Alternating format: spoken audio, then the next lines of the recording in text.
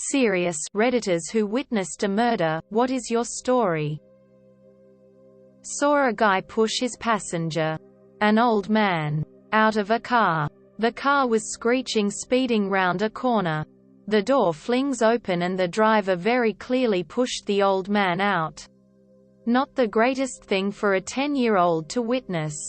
The even weirder thing was that as I stood there in shock while the old man was completely still in the road, a weird man walking past me chuckled and said, "It wasn't you, was it?" then chuckled again. It hasn't affected my life, but think about it every now and then. I was at the grand opening of a sports bar the night that Manny Pacquiao fought Chris Algieri.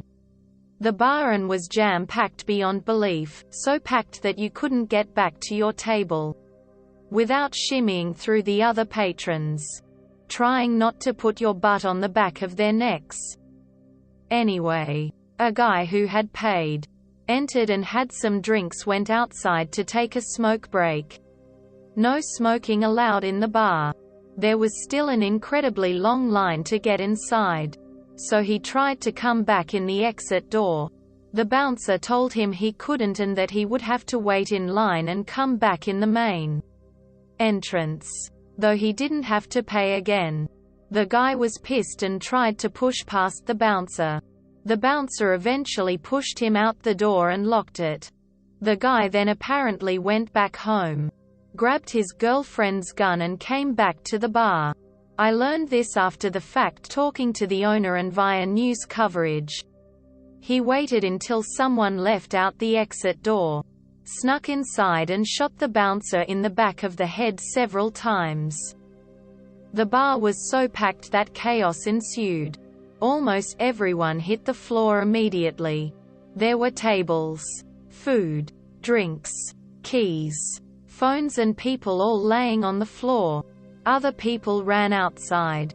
My buddies and I waited for a few minutes until we knew the coast was clear and then got the hell out of there. At the time, we didn't know all of what had happened.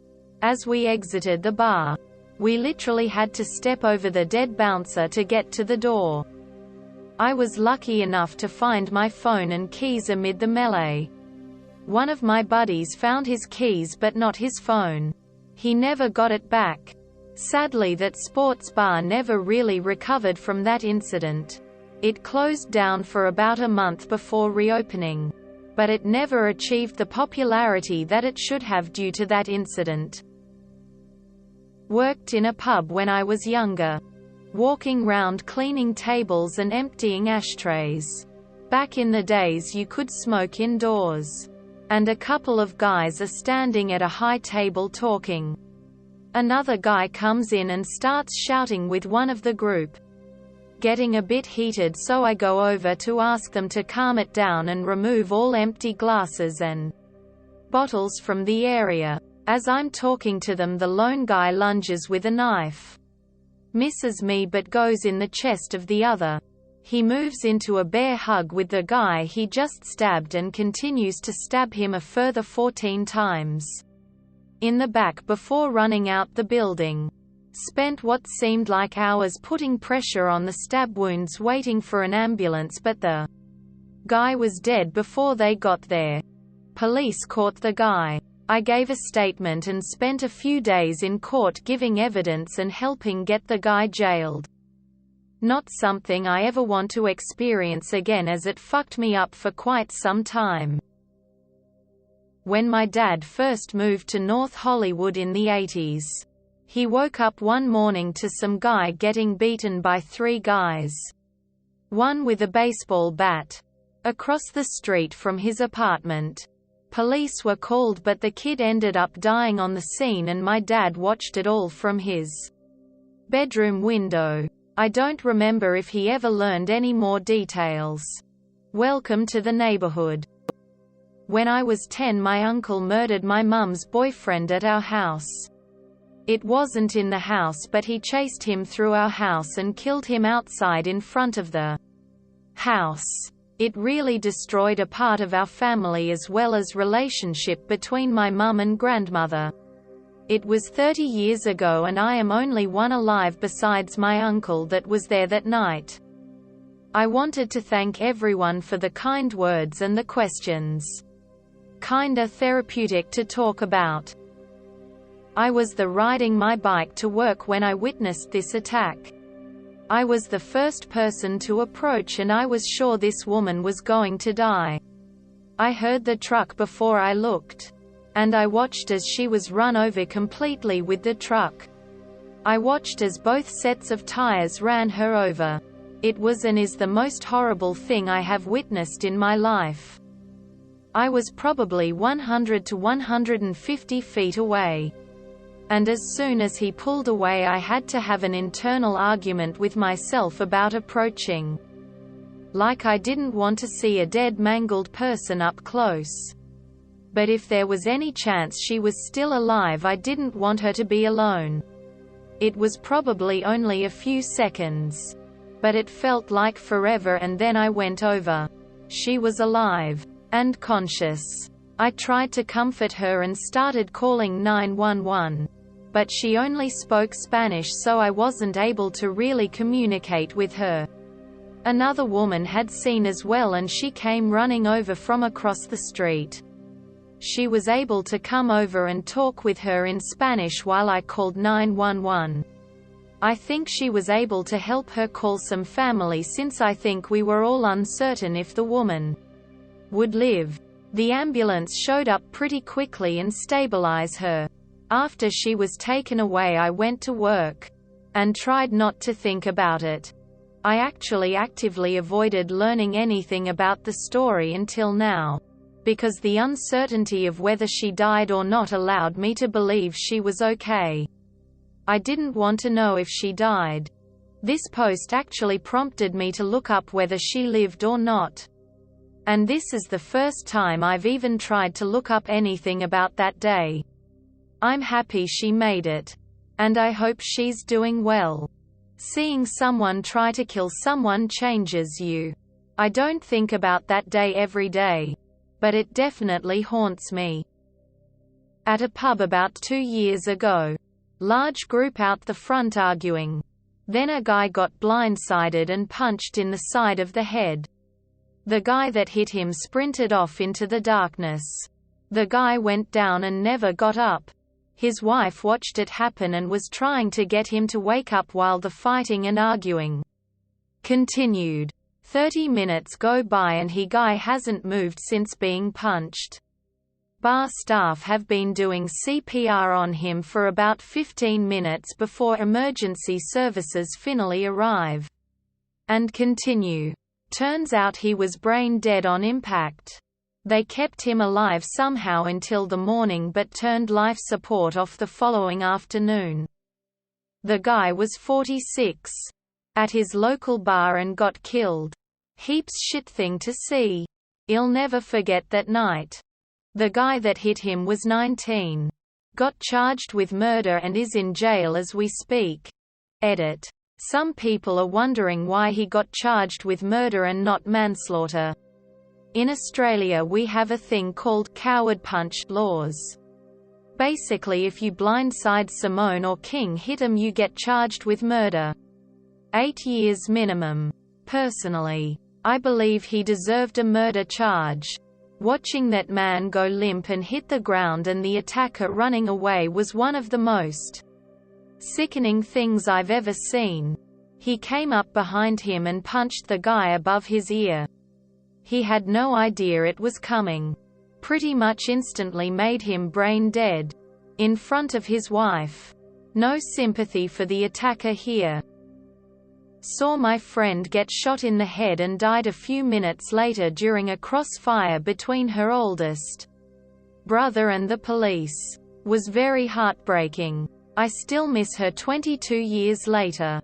We were playing on a field next to her house and her brother was watching us. He pulled a gun out. Started shooting as soon as he saw the police. I didn't think this would get a lot of attention. Thank you for all the awards and all the happy cake days. For the ones who posted on here.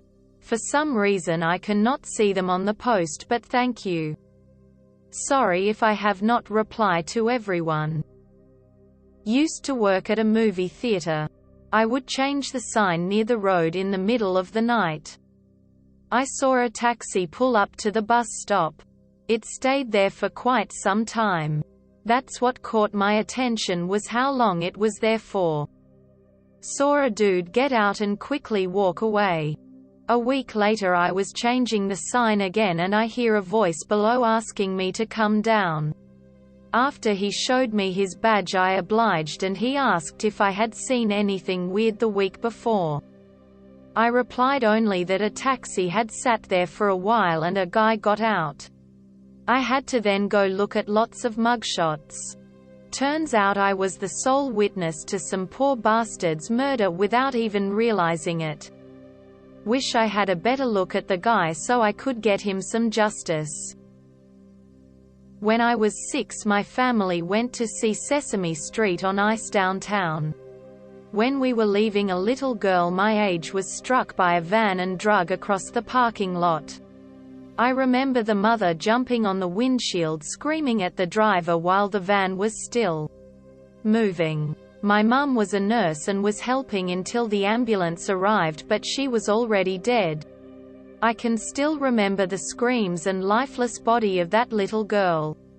This was over 30 years ago. I saw a few in Mexico. The most memorable one was the first one I saw while I lived there. I was cleaning out a house with some buddies of mine. A guy was walking down the block. We heard gunshots. I looked out the window and there was that same guy laying out on the sidewalk. A black pickup truck sped by.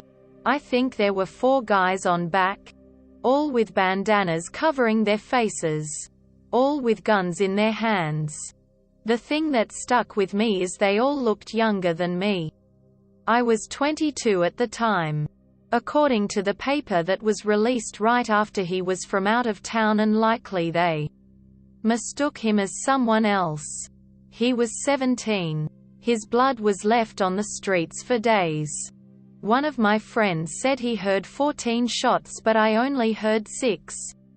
I have the whole experience written down as it was so foreign to me. This was in Altamirano. I used to stay up late at night trying to think of what kind of life would lead those guys to do a drive-by like that. I also wonder about that 17-year-old. I'm sure he had family visiting there. Was at a bar. Couple guys got into an argument. The whole thing subsides. Then a few hours later one of them leaves. As the guy is leaving, the other guy he was arguing with earlier runs outside and punches him in the back of the head, killing him instantly. Only other time I've seen someone die was on the highway. Not murder here. Guy jumped off a bridge I was driving under. Had a rope tied off and hanged himself. Got smashed by a truck before he died though. Caused a really big mess. Hell, maybe the rope broke his neck before getting plowed into. IDK. Saw my neighbor murdered in cold blood in my own driveway. My neighbor was helping his lady friend escape a very abusive relationship. Lady's ex hunted her down like a dog. Saw my neighbor walking back home with her after they went to get food for his kids. Heard 3 loud pops. I ran outside to find her screaming and him blown out of his shoes and into my driveway. He had a hole in his chest big enough to put my fist in. There was nothing I could do to save him except sit with him and hold his hand while I prayed for him to pass quickly. I'll never forget that night. 48 hours later I broke the lease on my house and moved in with my boyfriend who lives in a much safer borough. You were an awesome neighbor and a wonderful father. Kane. You're certainly missed. Edit for those wanting news articles. https pittsburgh.cbs local.com/2019/06/22/fatal-mckeesport-shooting-police-chase/. Edit number 2. Yes, I get it. I misspelled his name. It was an accident. We all aren't perfect. Was going to work one day when a van hit a cyclist, saw the person fly through the air. Looked like a mannequin. I kept talking to the body. But, with blood coming from his ears, I knew he was dead. Unfortunately, they never released the name of the victim. I would have liked to have visited the grave. Some of the other witnesses were messed up. But I was, and still am, okay with it. I read that one's hearing is the last thing to go. If I am ever in that bad situation again, I will talk more conversationally. Was walking home one day and saw a couple arguing. The dude started walking off away from the girlfriend's car. And apparently she was not happy with that. She proceeded to get in the car and wait about 5 minutes till he was way off down the sidewalk. I was walking on the opposite side of the road as him, and all of a sudden I see a blur and he goes flying like a rocket. She must have been going at least 60 miles per hour. He flew through the air and hit a tree. Died instantly. The woman then screamed out the window at his body and drives away. There was blood smeared all over the crumpled hood, and I'll never forget the sight of his contorted body at the base of the tree. Almost folded in half. I had to talk to the police, and within the hour they caught her at a car wash, trying to clean the blood and chunks off the hood and grille of her car. I was 16 at the time. For those of you concerned, thank you. I actually did have to see a therapist for a few months after. I am doing very well right now. However, I don't think I'll ever fully get over it. It's one of those things that always sticks with you. Obviously a lot of led up to the story, but I'm not going there. My girlfriend was taking her dog for a walk while I got showered for work. I'm in the bathroom when I hear voices coming from outside. I look out the window and to my horror there is my girlfriend talking to her abusive stepfather, who is standing about 5 feet away from her. I couldn't hear what they were saying, but I knew it wasn't good.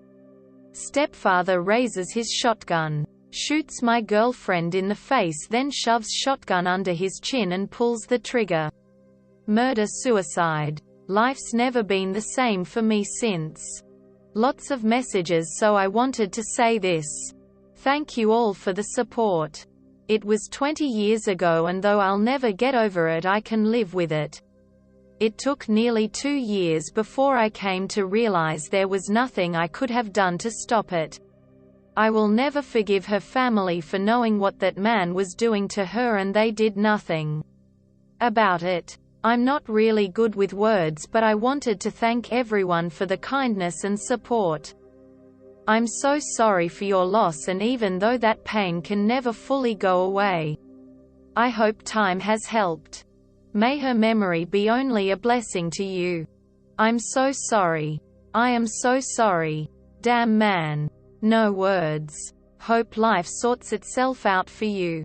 Holy shit, that's awful. I'm so sorry to hear that. You are in my prayers.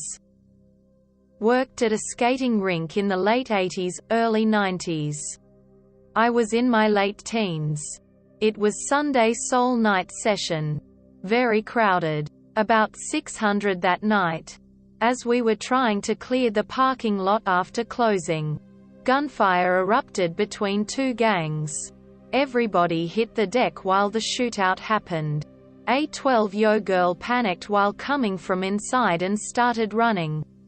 She ran into the crossfire and took one to the head about 6 feet away from me. Killed instantly. Here is the article about the rink itself being a magnet for problems I've seen people die in. Combat since, but being a little girl is what haunts me about that one. Edit. Full article. Where are the guys now? 6 feet under dirt, I hope.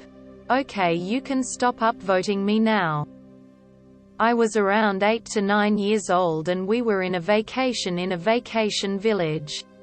While we were doing checkout with my family, my father was at the desk while we were waiting at the lobby couches. An argument broke out between two guys who were at the lobby bar.